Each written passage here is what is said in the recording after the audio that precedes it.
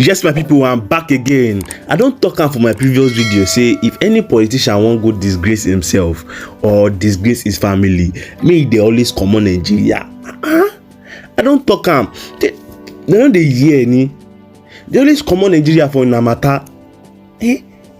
See waiting Mahmoud Yakubu go talk for national TV like this. See waiting go talk for national TV. Say he can't they analyze how they do the buru for election, how they do the jaga for election, everything.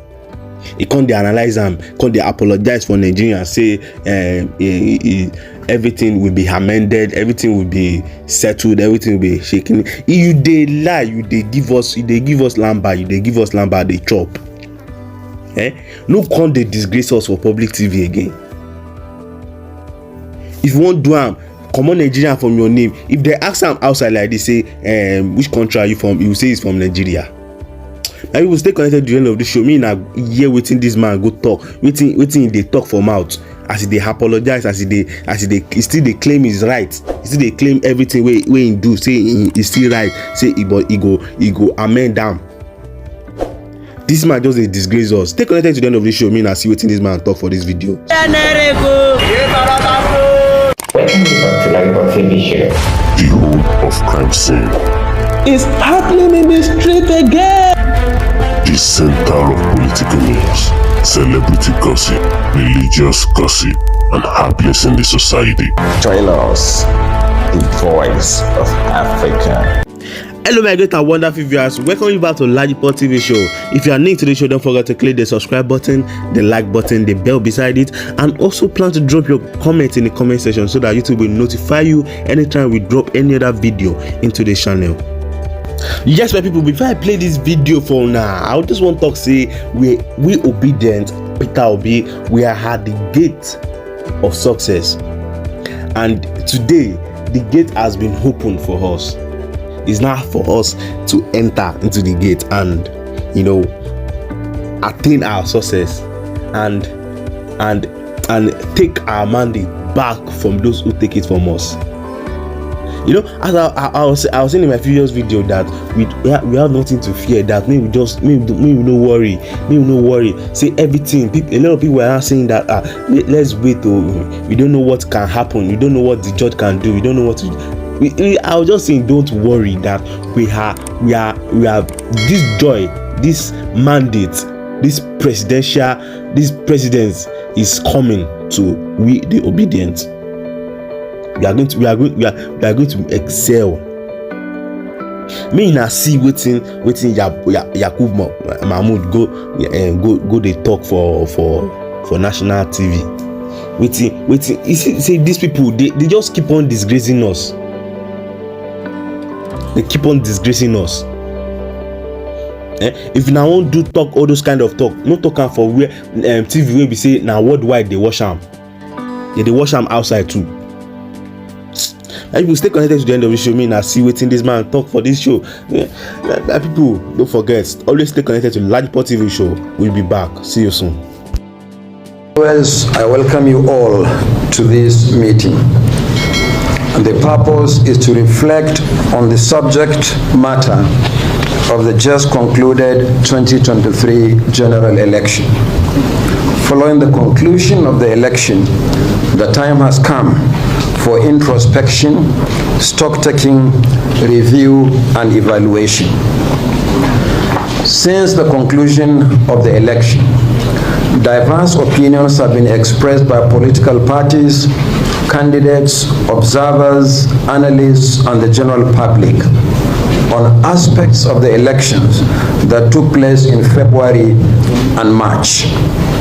Such diverse opinions should normally be expected, and the Commission welcomes all of them insofar as their purpose is to improve the future conduct of elections and to consolidate our democracy.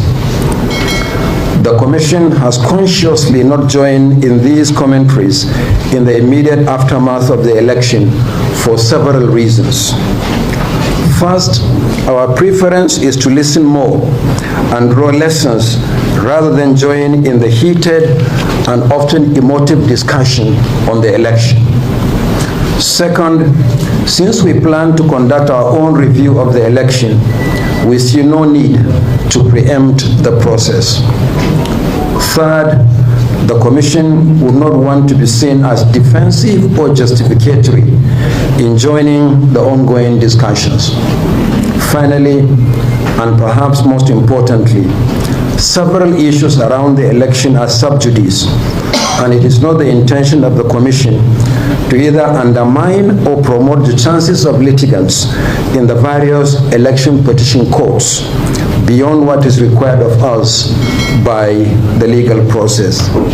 Indeed, practically anything coming from the Commission could be cited by litigants as either justifying their claims or an indication of bias against them. The foregoing notwithstanding, it is appropriate at this point to make a few broad remarks about the 2023 general election as we commence our review of the same election.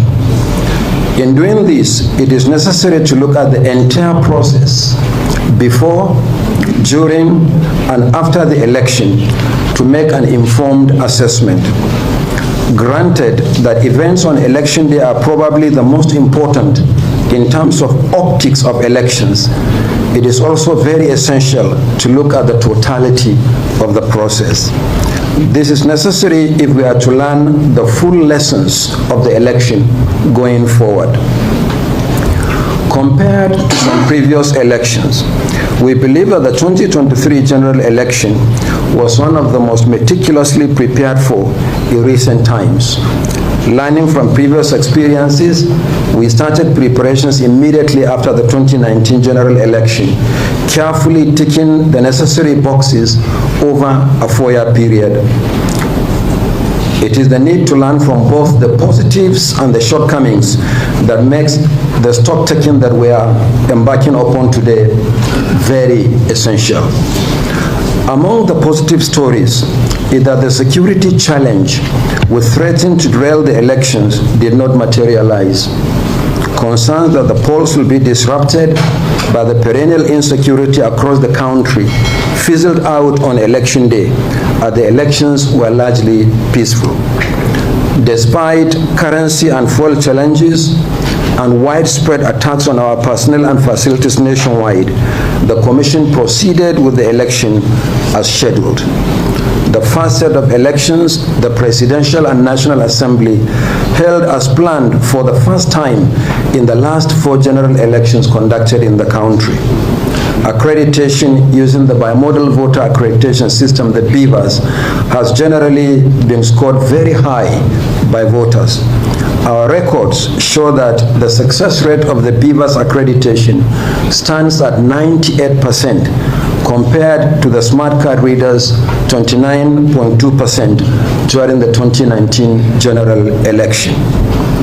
Above all, despite the divergent opinions about the outcome of the election, the overall outlook suggests that it is a fair reflection of a complex multi-party democracy. We wish to remind Nigerians that elections were held for a total of 1,491 constituencies, made up of 1 presidential, 28 governorship, 109 senatorial, 360 federal constituencies, and 993 state assembly seats. Our record shows that these elections have produced the most diverse outcomes ever produced since 1999. Today, 5 political parties produce state governors. 7 parties won senatorial seats. 8 are represented in the House of Representatives and 9 in the state houses of assembly. Clearly, the 10th National Assembly is certainly the most diverse in party representation since 1999. In some states around the country, different political parties control the legislative and executive arms of government. What is clear from these records also is that the days of single-party dominance of our national politics are probably gone. Furthermore, many prominent candidates lost in the constituencies they contested, and political parties lost in some of their presumed strongholds. Still, we must acknowledge that there were some challenges which were structural, infrastructural, and human in nature. Indeed, it is in furtherance of our determination to address the challenges as we prepare for future elections that the Commission is commencing its post-election review engagements today. We are presently looking at all the evidence of infractions during the election, including the prosecution of electoral offenders. We are looking at the activities of all actors involved in the election, including some of our high-ranking officials.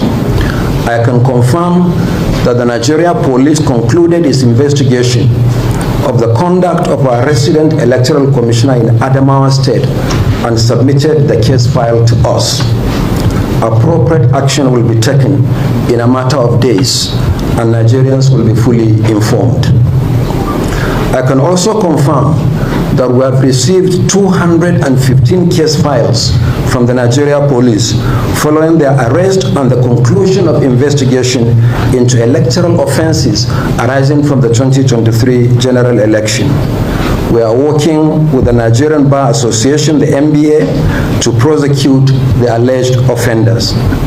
Already, the Bar Association has submitted a list of 427 lawyers across the country who have volunteered to render pro bono services to the Commission.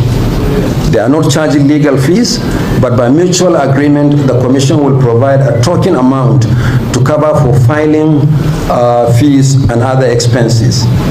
We are grateful to the Nigerian Bar Association.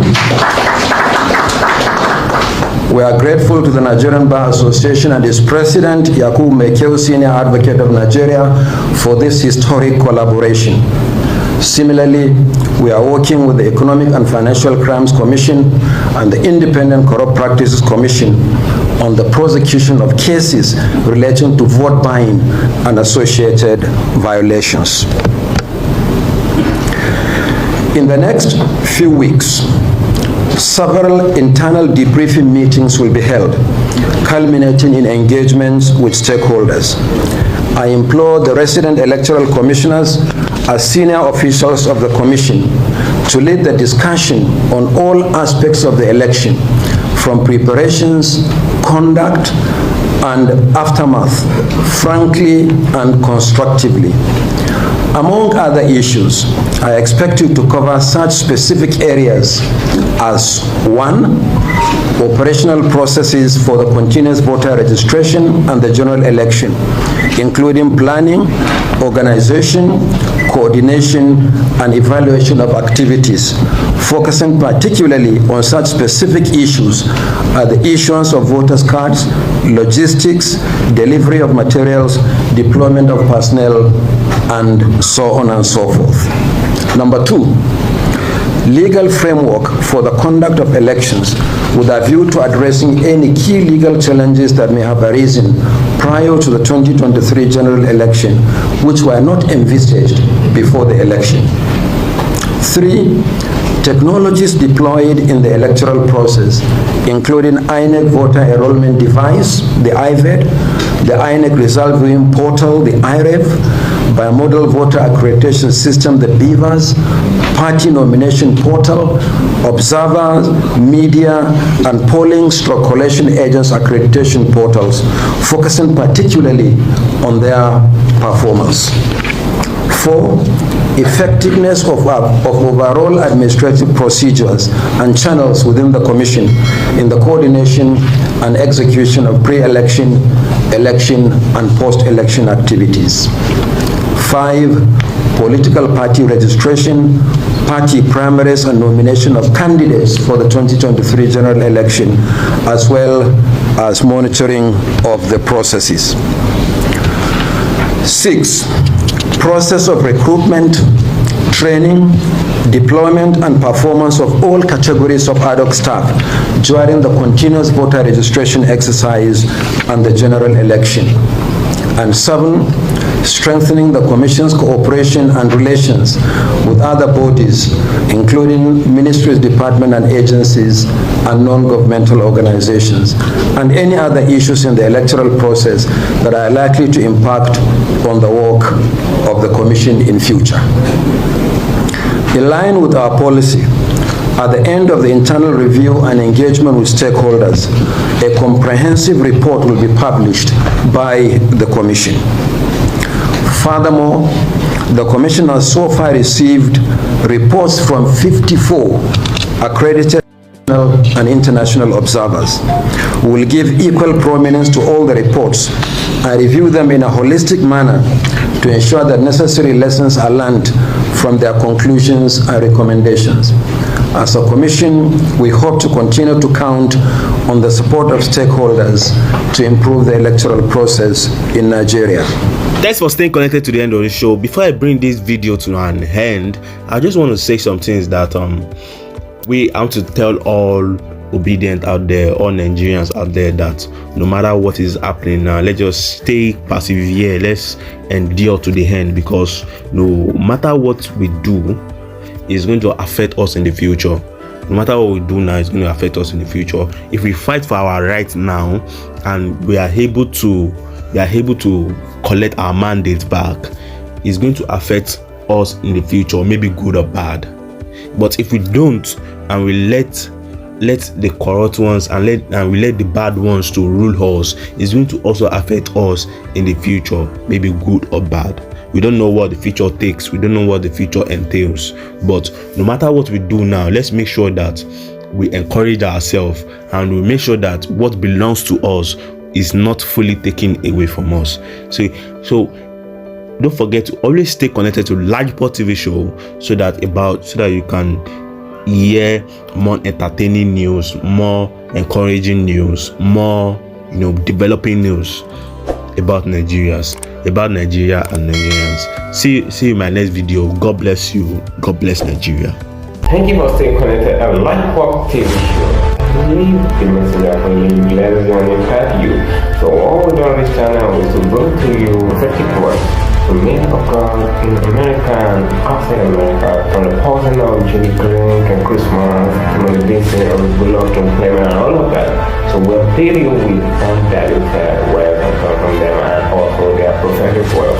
And guess what? Many of these prophecies are really coming through. So just ensure you subscribe to this channel just to get more of the prophecy in pure time. Guess what? See you in my next video.